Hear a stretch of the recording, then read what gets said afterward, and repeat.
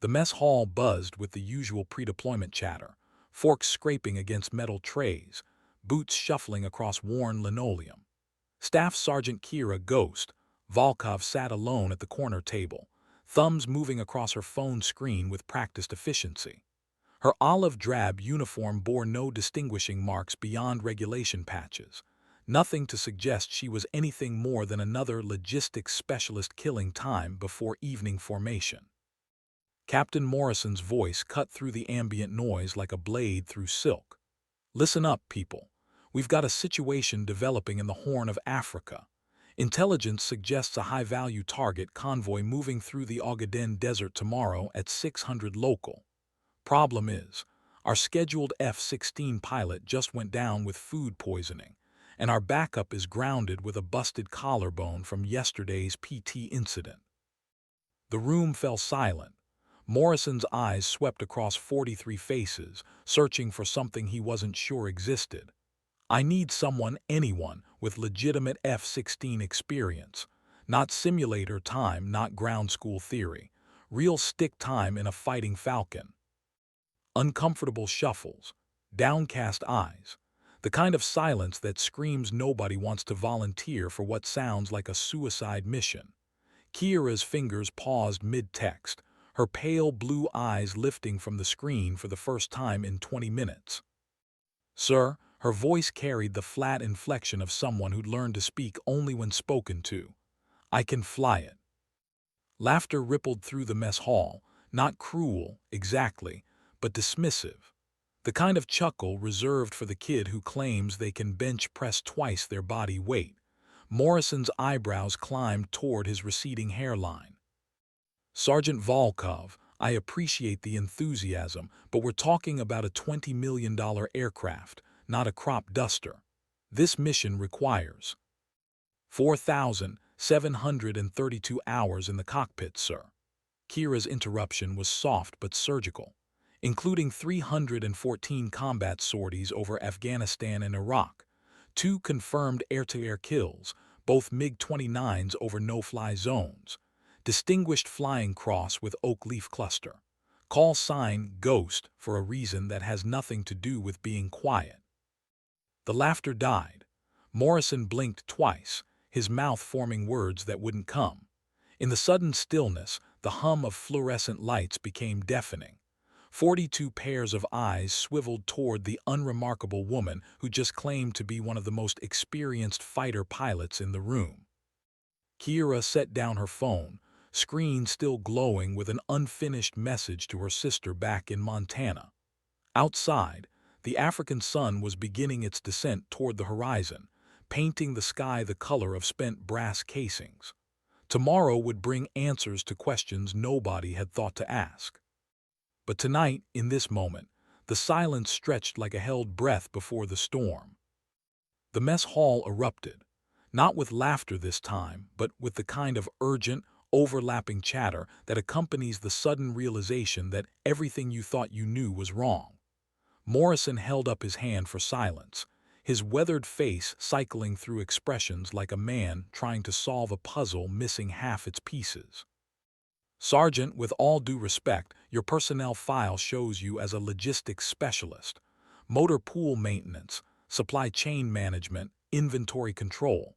There's no mention of flight training, let alone combat experience." His tone carried skepticism tempered with genuine curiosity. Kira stood slowly, her movements deliberate and measured. She was smaller than most people remembered, 5'4" in boots, maybe 130 soaking wet. The kind of person who disappeared in crowds, became invisible in group photos. But something in her posture had changed, a subtle straightening that suggested coiled springs and carefully controlled power. "Black Ops, sir. Need to know basis. My service record was scrubbed and reassigned after Operation Phantom Thunder went sideways in 2019. Official story is that I've been pushing paperwork for the last 4 years. Unofficial story is that I've been doing things that don't officially exist in places that aren't officially on maps." She reached into her cargo pocket and produced a small leather wallet, worn smooth by years of handling. Inside, a collection of military ID cards, each bearing her photograph but different ranks, different specializations, different names. The most recent showed her as Major Kira Volkov, 149th Fighter Wing, with security clearances that made Morrison's eyes widen. The reason nobody knows about my flight experience is because it was classified at levels that require presidential authorization to discuss. The reason I'm sitting in your mess hall pretending to be a supply clerk is because someone decided I knew too much about operations that never happened. Her voice remained flat, professional, but there was steel underneath now, the kind that had been forged under pressure and tempered by fire. Sergeant First Class Rodriguez, a 20-year veteran who'd seen 3 wars and countless classified briefings, leaned forward in his chair. "Ghost, holy shit, you're the Ghost pilot, the one who took out that Iranian airbase single-handedly. Command said it was a drone strike, but we all knew better. You're supposed to be dead." Kira's smile was razor-thin. Death, Sergeant Rodriguez, turned out to be greatly exaggerated. Morrison felt the ground shifting beneath his feet, the comfortable certainties of military hierarchy rearranging themselves around this quiet woman who'd been hiding in plain sight. Outside, the call to evening formation echoed across the compound, but nobody moved. The mission was no longer about finding a pilot. It was about discovering who Kira Volkov really was. The briefing room at 400 hours felt like a tomb, fluorescent lights casting harsh shadows across laminated maps and classified folders marked with red warning tape. Morrison had spent the night making phone calls to numbers that officially didn't exist, speaking to people who officially had never heard of Major Kira Volkov. The responses had been uniformly evasive, but the undertone was clear: handle with extreme care. Kira sat at the briefing table looking exactly as she had 12 hours ago, unremarkable, forgettable, like someone's kid sister who'd wandered into a military planning session by mistake.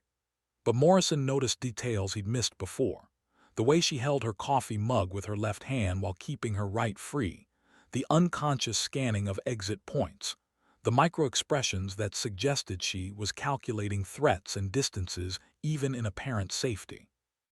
"The target is a convoy of 3 vehicles moving through the Ogaden Desert," Morrison began, pointing to satellite imagery displayed on the wall-mounted monitor.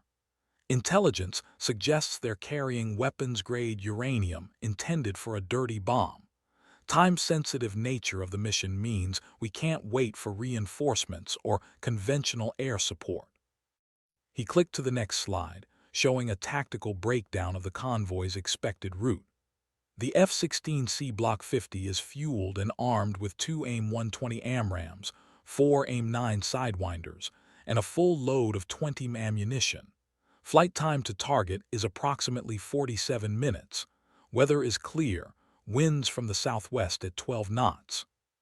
Kira studied the imagery with the focused intensity of a surgeon examining X-rays. "What's the rules of engagement, sir?" "Weapons free on positive identification. Collateral damage is authorized if mission success requires it. Priority is stopping that uranium from reaching its destination, regardless of cost." "And extraction protocols?" Morrison hesitated. The question hung in the air like smoke from a distant fire. "That's fluid, Major, depending on regional political sensitivities following the strike." Translation: "You might not be coming home." Kira nodded as if he'd told her the weather forecast. She'd heard variations of this conversation before, in different briefing rooms with different faces, but always the same subtext. Some missions were designed to be one-way trips, regardless of their official classification. "I'll need 20 minutes to pre-flight the aircraft, sir, and I'd like to review the target photos one more time. There's something about the convoy formation that doesn't match standard transport protocols." She stood, gathering the classified materials with movements that suggested muscle memory from countless similar briefings. At the door, she paused, looking back at Morrison with eyes that seemed older than her 31 years. Captain, when this is over, win, lose, or draw, I need you to promise me something. What's that, Major? My personnel file gets updated to reflect my actual service record. Whatever happens out there, I don't want to die as a supply clerk. The door closed behind her with a soft click, leaving Morrison alone with the maps and the growing certainty that he just sent someone very dangerous to do something very necessary. The F-16 Fighting Falcon sat on the tarmac like a caged predator, its single Pratt and Whitney engine still warm from pre-dawn system checks. Ground crew moved around the aircraft with practiced efficiency, their movements choreographed by years of repetition, fuel lines disconnecting with hydraulic hisses, weapon pylons receiving final safety inspections, cockpit canopy gleaming under the harsh runway lights. Kira emerged from the pilot's ready room looking transformed. Gone was the unremarkable logistics sergeant. In her place stood someone who wore the olive-drab flight suit like a second skin. The helmet tucked under her arm bore no decorative patches or personal markings, just regulation identifiers and the call sign, Ghost, stenciled in black letters that seemed to absorb light rather than reflect it.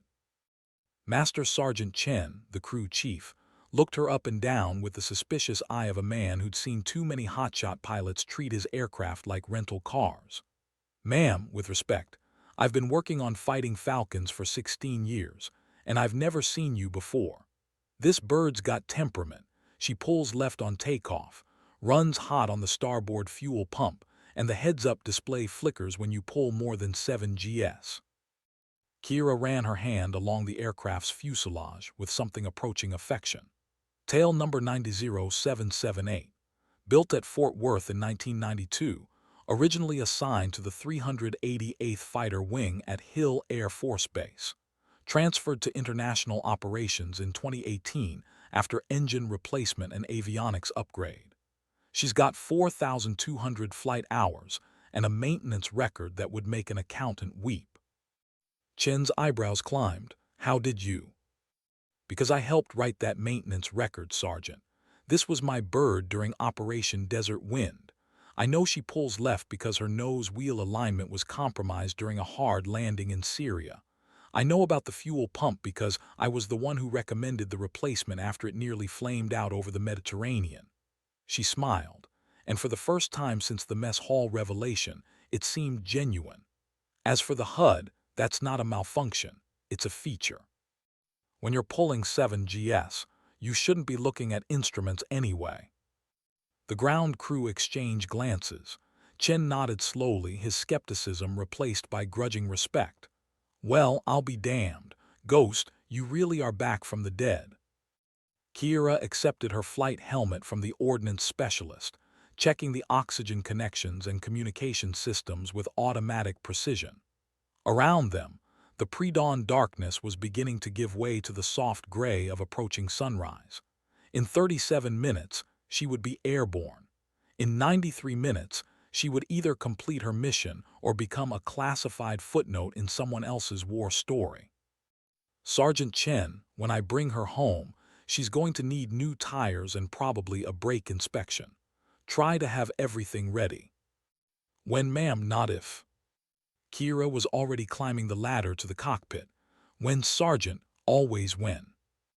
The cockpit of an F-16 is simultaneously spacious and cramped, designed around the principle that everything a pilot needs should be within arm's reach, but nothing should be comfortable enough to encourage relaxation. Kira settled into the ejection seat with the fluid motion of someone returning home after a long absence, her hands moving across switches and displays with unconscious precision. Ghost to tower, requesting engine start and taxi clearance. Tower to Ghost, you are cleared for engine start. Taxi to runway 09 when ready. The Pratt & Whitney F-100 turbofan wound up with a rising whine that built to a throaty roar, 30,000 pounds of thrust, contained in a package designed for one purpose. Controlled violence delivered at supersonic speeds. Kira felt the familiar vibration through her seat, the subtle tremor that meant the machine was alive and hungry for sky.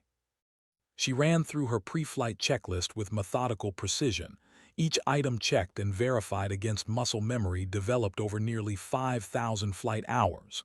Navigation system, active. Weapons systems, armed and ready. Communications, encrypted and functioning. Fuel, full internal tanks plus 2 external drop tanks for extended range. Ghost to tower ready for taxi. Ghost, taxi to runway 09 via taxiway Alpha. Wind 070 at 10 knots, altimeter 299 You are cleared for immediate departure upon reaching runway. The F-16 rolled forward with predatory grace, its single main landing gear designed to handle the stress of carrier operations despite never serving on a carrier. Kira felt the familiar sensation of controlled power, 30 tons of aircraft responding to her inputs with the precision of a surgeon's scalpel. As she approached the runway threshold, Morrison's voice crackled through her headset. "Ghost, be advised we've received updated intelligence on the convoy. Satellite imagery suggests possible anti-aircraft escort. You may be flying into a hot LZ." Kira smiled grimly. In her experience, every LZ was hot until proven otherwise.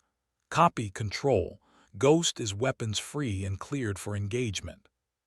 She lined up on the center line, advanced the throttle to military power, then pushed it forward into afterburner. The F-16 leaped forward like a released arrow, acceleration pressing her back into the seat as the runway markers blurred past. At 150 knots, she pulled back on the stick, and the Fighting Falcon lifted into the pre-dawn sky with the graceful violence that had made it legendary. Below, the airbase fell away into geometric patterns of lights and shadows. Ahead lay 400 miles of desert, a convoy of unknown strength, and answers to questions she'd been carrying for longer than anyone realized. Ghost is airborne and proceeding to target, ETA 43 minutes. The silence that followed was filled with the steady hum of jet engines and the unspoken knowledge that some flights change everything. At 28,000 feet, the world below looked like a topographical map drawn in shades of brown and gold, the Ogaden Desert stretching to the horizon in waves of sand and scattered rock formations. Kira maintained a steady cruise at 450 knots, the F-16's radar sweeping the sky ahead for threats while her eyes scanned the endless terrain for any sign of the convoy. Ghost to control, I'm approaching the target area. No visual contact yet, but I'm picking up electromagnetic signatures consistent with mobile communications equipment. Bearing 047 degrees, approximately 15 miles southeast of my position. Morrison's voice crackled through the secure channel. "Copy, Ghost. Be advised, satellite reconnaissance shows the convoy has stopped moving. They may be aware of your approach." That was never good news.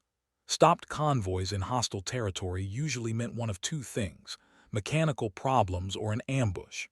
Given the nature of their cargo, Kira suspected the latter. She banked the F-16 into a gentle turn, approaching the target area from the southwest to keep the rising sun behind her, an old fighter pilot's trick that made visual acquisition more difficult for ground-based threats. Control, Ghost has visual contact. 3 vehicles in defensive formation around what appears to be a central command post. Multiple personnel visible, and I'm seeing metallic glints that suggest heavy weapons. This isn't a transport convoy, it's a mobile fortress. She descended to 15,000 feet for a better look, the F-16's targeting pod providing crystal-clear imagery of the scene below. What she saw made her blood run cold. Not the expected trucks carrying uranium, but a sophisticated anti-aircraft battery complete with radar-guided missiles and what appeared to be a command trailer bristling with communication antennas. "Control, we have a problem. This isn't the convoy we expected.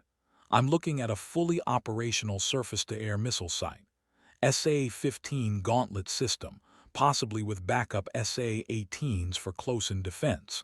They're not transporting weapons-grade uranium. They're protecting something that requires military-grade air defense." A new voice came on the channel, older, with the flat authority of someone accustomed to making life-and-death decisions. "Ghost, this is Colonel Hassan, Mission Commander. What's your assessment of the threat level?"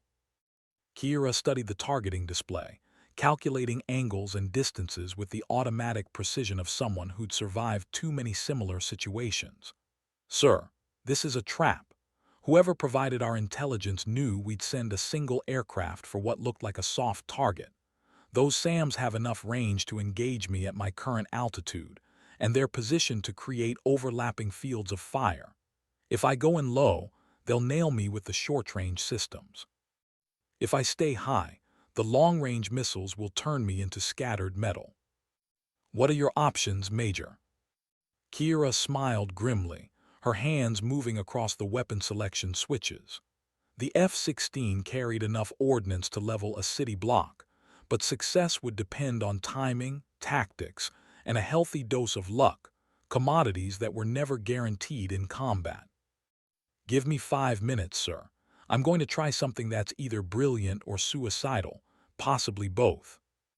The desert wind whispered across the sand below, as Kira began her descent into what would either be victory or a very expensive crater. Kira dropped the F-16 to 12,000 feet and engaged the aircraft's terrain-following radar, a system designed to keep fighter jets invisible to ground-based radar by hugging the natural contours of the landscape. The Fighting Falcon responded with mechanical precision, its flight computer automatically adjusting altitude and heading to maintain a constant distance above the desert floor. "Ghost to Control, I'm going to execute a modified SEAD mission, suppression of enemy air defenses. The key is making them react before they can coordinate their response." She armed 2 AIM-120 AMRAAM missiles, each capable of engaging targets at beyond visual range with active radar guidance. The plan was simple in concept, terrifying in execution. Get close enough to force the SAM sites to illuminate her with targeting radar, then use their own electronic emissions to guide her counterattack. "Control, Ghost is beginning attack run. If this goes sideways, tell my sister in Montana that I kept my promise." "What promise is that, Ghost?" "That I'd come home when the war was over." Kira banked the F-16 into a steep dive, dropping to 3,000 feet above the desert floor and accelerating to 550 knots. The targeting pod showed increased activity around the SAM sites, personnel running between vehicles, radar antennas rotating to track her approach, missile launchers rotating toward her projected flight path. At 8 miles from the target, her radar warning receiver exploded with audio alerts. Multiple tracking radars had locked onto her aircraft, their electronic signals painting her with invisible beams that would guide incoming missiles to their target. The cockpit filled with warning tones and flashing lights as the threat detection system identified SA-15 Gauntlet and SA-18 Grouse missiles preparing to launch. "Ghost has multiple radar locks. SAMs are active and tracking, beginning evasive maneuvers." She pulled the F-16 into a violent 6G turn, the aircraft's frame groaning under forces that would have crushed an unprotected human body. Chaff and flare dispensers activated automatically, filling the air behind her with metallic confetti and burning magnesium designed to confuse incoming missiles. The first SA-15 launched with a brilliant flash of solid rocket propellant, climbing toward her position at 3 times the speed of sound.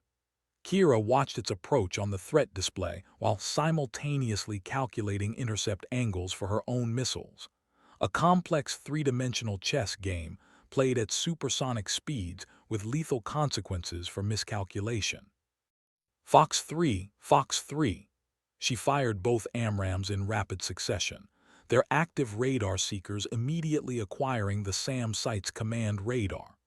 The missiles streaked downward like mechanical hawks, their warheads programmed to detonate on proximity to maximize damage against electronic systems. The incoming SA-15 was now 4 miles away and closing fast. Kira rolled the F-16 inverted and pulled into a vertical dive, using the aircraft's superior maneuverability to defeat the missile's tracking solution. G-forces pressed her into the ejection seat as the threat warning system screamed warnings about the approaching warhead. At the last possible second, she reversed direction with a violent climbing turn that would have been impossible in any aircraft except the F-16. The SA-15 flashed past her wingtip, its proximity fuse failing to detonate because of the radical course change. Below, her AMRAAMs found their targets in twin explosions that lit the desert like miniature suns. The silence that followed was broken only by the steady hum of the F-16's engine and Morrison's voice crackling through the radio. "Ghost, control. What's your status?" Kira leveled the aircraft at 15,000 feet and surveyed the damage below. Where the SAM site had been, she now saw scattered wreckage and smoke columns rising into the clear desert air. But something was wrong. The destruction was too complete, too clean. Professional military installations didn't disintegrate so thoroughly from 2 missile hits. "Control, Ghost. Target destroyed, but I'm not convinced this was the real objective. The SAM site was too exposed, too easy to find, and the equipment looked older than what intelligence suggested. I think we just eliminated a decoy." She banked the F-16 into a wide circle, scanning the surrounding terrain for signs of the real convoy. Military deception was an art form, and someone had just demonstrated master-level proficiency. "Ghost, be advised we're receiving reports of increased radio traffic from a position approximately 20 miles north of your current location. Multiple vehicle signatures moving at high speed toward what appears to be an airstrip." Kira felt her blood turn to ice.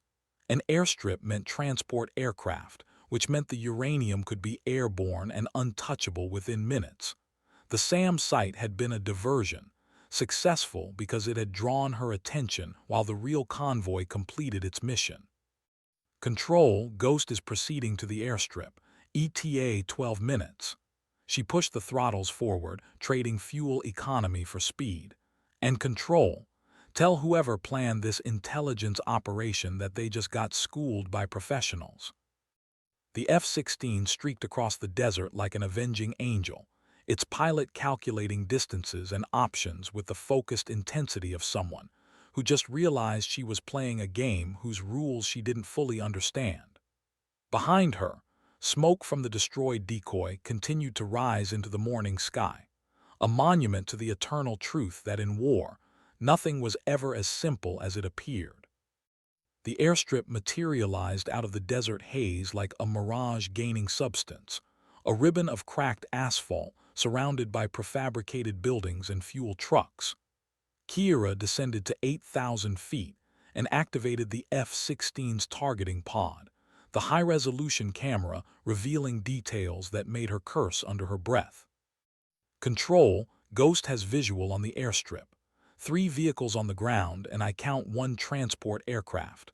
Looks like a modified C-130 Hercules with non-standard markings. Aircraft appears to be in final stages of pre-flight preparation." Through the targeting display, she could see personnel moving with the urgent efficiency of a mission behind schedule. Cargo was being loaded through the C-130's rear ramp, while ground crew performed last-minute system checks. If that aircraft became airborne, the uranium would disappear into a logistics network that spanned continents. "Ghost, Control. Rules of engagement remain weapons-free. Priority is stopping that aircraft from departing, regardless of collateral considerations." Kira studied the tactical situation with the detached analysis of someone trained to solve problems with high explosives. The C-130 was positioned at the far end of the runway, separated from the support vehicles by approximately 200 yards of open tarmac. A single well-placed missile would eliminate the aircraft without significant collateral damage, but something about the scene felt wrong. "Control, I need clarification on something. Intelligence briefings indicated we were tracking weapons-grade uranium, but the loading pattern suggests they're handling something much lighter. Personnel are moving cargo containers by hand rather than using mechanical assistance. Morrison's voice carried a new tension. Ghost, proceed with mission as briefed. The nature of the cargo is classified above your clearance level.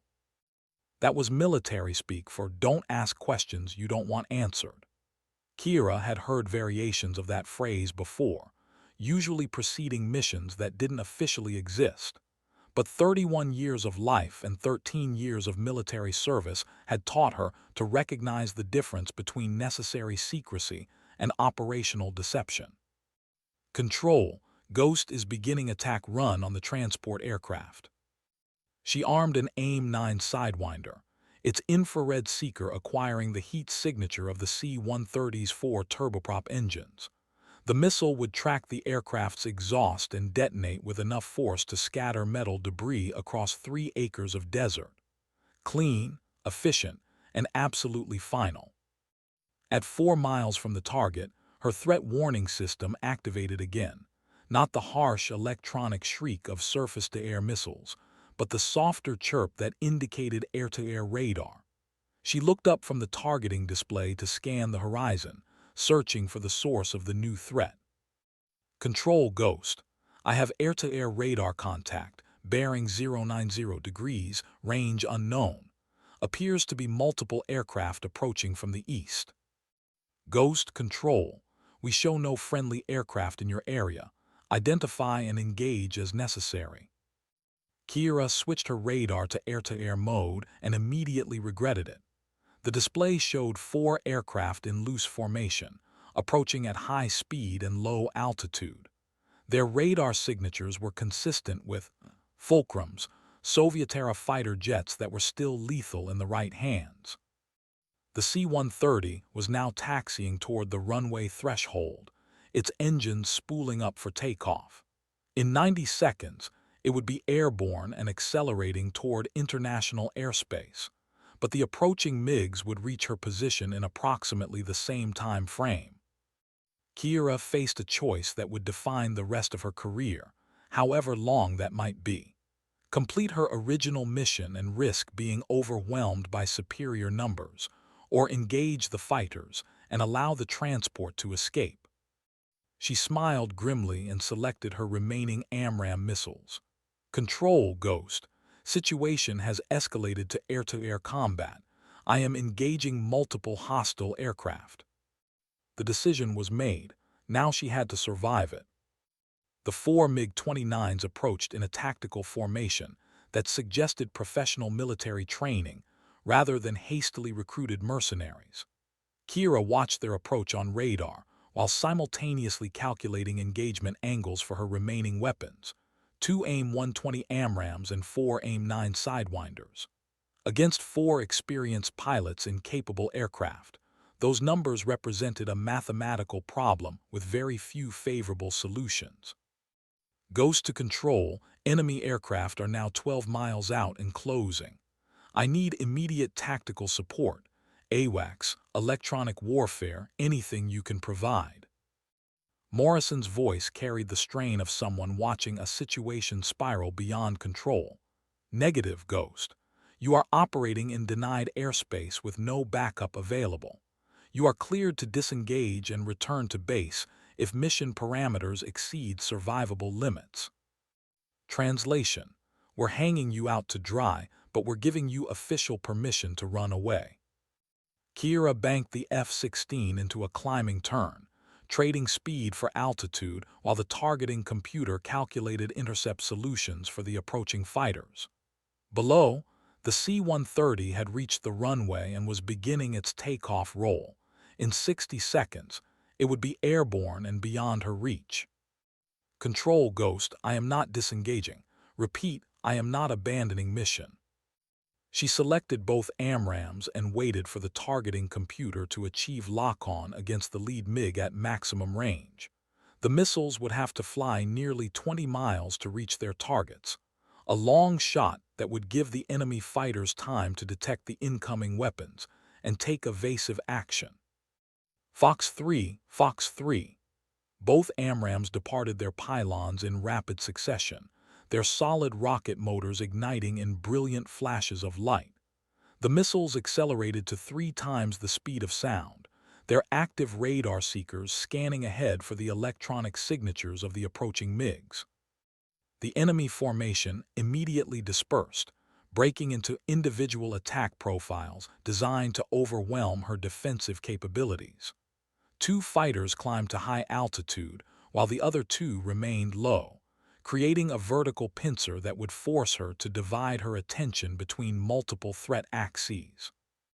Kira rolled the F-16 inverted and pulled into a steep dive, using gravity to build speed while simultaneously notching her flight path to break the radar locks that were undoubtedly being established by the enemy fighters.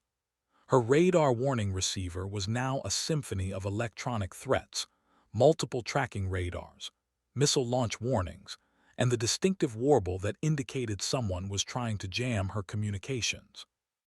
The first of her AMRAAMs found its target at 8 miles range, the lead MiG disappearing in a spectacular fireball that briefly outshone the desert sun. The second missile was defeated by chaff and violent evasive maneuvering, but it forced the targeted MiG to abandon its attack profile and defensive maneuvering. 3 fighters remained, and they were now close enough for visual identification. Kira could see the distinctive twin-tail configuration of the MiG-29, the slight forward cant of their vertical stabilizers, even the weathered camouflage paint schemes that suggested these aircraft had seen considerable combat service. Ghost to control, I have eliminated 1 enemy fighter, 3 remaining, all within visual range and closing for gun attacks. She armed her AIM-9 sidewinders and began the complex dance of air-to-air combat, a 3-dimensional chess game played at 600 miles per hour, where hesitation meant death and victory belonged to whoever could think fastest while pulling maximum G-forces. Below, the C-130 lifted off and began climbing toward the eastern horizon, its cargo bay doors already closing as it disappeared into the vast emptiness of African airspace. The first MiG opened fire at 1-mile range, its 30 cannon sending tracer rounds past Kira's canopy like deadly Christmas lights. She responded with a barrel roll that would have been impossible in any aircraft less agile than the F-16, the maneuver placing her directly behind the enemy fighter's 6 o'clock position. Fox 2, the AIM-9 sidewinder guided flawlessly on the MiG's exhaust signature, detonating in a cloud of shrapnel that shredded the enemy aircraft's port engine and sent it tumbling toward the desert floor in a trail of black smoke. 2 fighters down, 2 remaining, and her ammunition was running critically low. The remaining MiGs had learned from their wingmen's mistakes. Instead of closing for individual attacks, they coordinated their approach to attack simultaneously from different angles, 1 high, 1 low, timing their runs to arrive at her position within seconds of each other. It was a professional tactic that left her with no good options and several very bad ones. Kira selected her third sidewinder and waited for the low-altitude MiG to commit to his attack run. Air-to-air combat was fundamentally about patience, waiting for the perfect moment when physics and geometry aligned to provide a solution that favored survival over heroism. Ghost to control, I am engaging the remaining 2 fighters. Ammunition state is critical. Morrison's voice crackled through static that suggested someone was actively jamming her communications. Ghost, we're showing the transport aircraft has departed the area. Mission parameters have changed. You are cleared to disengage and return to base. Kira smiled grimly as she watched the 2 MiGs approaching from opposite directions. In 30 seconds, they would be close enough for guns, a point-blank knife fight where her superior aircraft would be balanced against their numerical advantage. Negative control. These pilots came here to kill me and I take that personally. Ghost is remaining engaged. She pulled the F-16 into a vertical climb that pressed her deep into the ejection seat, trading speed for altitude while calculating angles of attack for both remaining missiles. The high-altitude MiG would reach firing position first, but the low-altitude fighter represented the more immediate threat because of his better attack angle.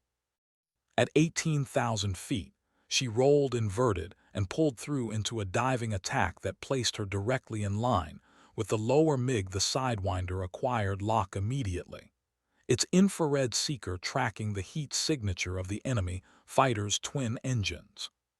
Fox 2. The missile streaked away from her aircraft just as the high-altitude MiG opened fire with his cannon. 13 shells stitched across her flight path, several impacting her port wing and sending hydraulic fluid streaming behind the F-16 like arterial bleeding from a mortal wound. Her Sidewinder found its target, the lower MiG disintegrating in a fireball that sent debris cascading across 2 miles of desert. But the high-altitude fighter was now directly above her, pulling through into a vertical dive that would place his guns on target within seconds. Kira had 1 Sidewinder remaining and approximately 30 rounds of 20 ammunition. Against a professional pilot in a capable aircraft, those resources represented the difference between survival and becoming a statistic in someone else's mission report. She armed her final missile and began what would either be the most brilliant maneuver of her career or the last thing she ever did. The final MiG dove toward her position like a hawk stooping on prey, its pilot clearly confident that a single damaged F-16 posed no significant threat to an experienced fighter pilot in an undamaged aircraft. It was exactly the kind of tactical overconfidence that Kira had been trained to exploit, the moment when professional competence crossed the line into fatal arrogance. Ghost to control, engaging final hostile aircraft. If this doesn't work out, tell them I tried. She pulled the F-16 into a climbing spiral that would have been suicidal against any opponent, except one who was attacking from directly above. The maneuver placed her in the MiG's blind spot while simultaneously bleeding off speed that would be critical for the next phase of her attack. At 15,000 feet, she rolled wings level and armed her final AIM-9 Sidewinder.